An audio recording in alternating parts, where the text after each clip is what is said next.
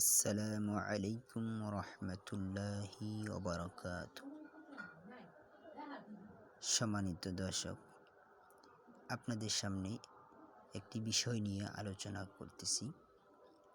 সেটা হলো আল্লাহ তাআলার নিয়ামত, তার কৃতজ্ঞতা। আপনি কেন কৃতজ্ঞতা প্রকাশ করবেন? কিছু আয়াতে আল্লাহ রাব্বুল আলামিন তার নিয়ামতের কথা বলেছেন।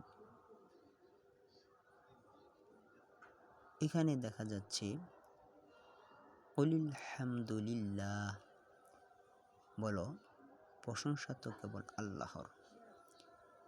কারণ আপনার আমার জীবনে কত নিয়ামত উপভোগ করতেছি যার শেষ নেই।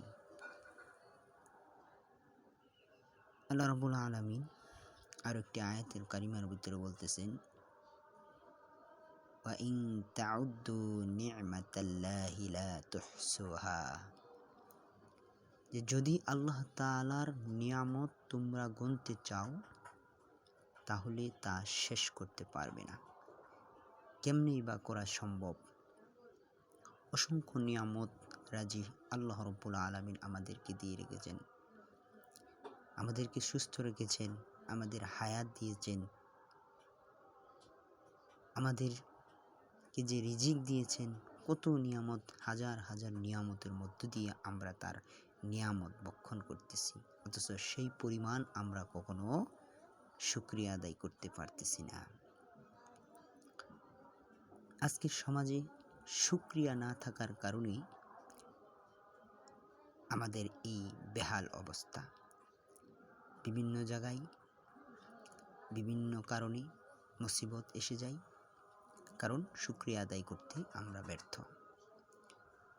সেজন্য আমাদেরকে রবের প্রত্যেকটা বিশেষ শুকরিয়া আদায় করতে হবে।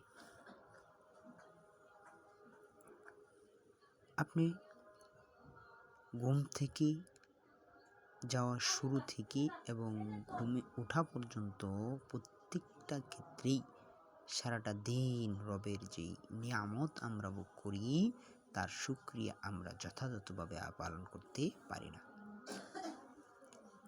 তো এই জন্যই রব্বুল আলামিনের শুকরিয়া আদায়ের জন্য তিনি আয়াতগুলা নাজিল করেছেন, যে বান্দা তুমি দেখো আমি কত তোমার নিয়ামত, তোমাকে কত নিয়ামত দিয়েছি, তুমি একটু চিন্তা করো, ফিকির করো।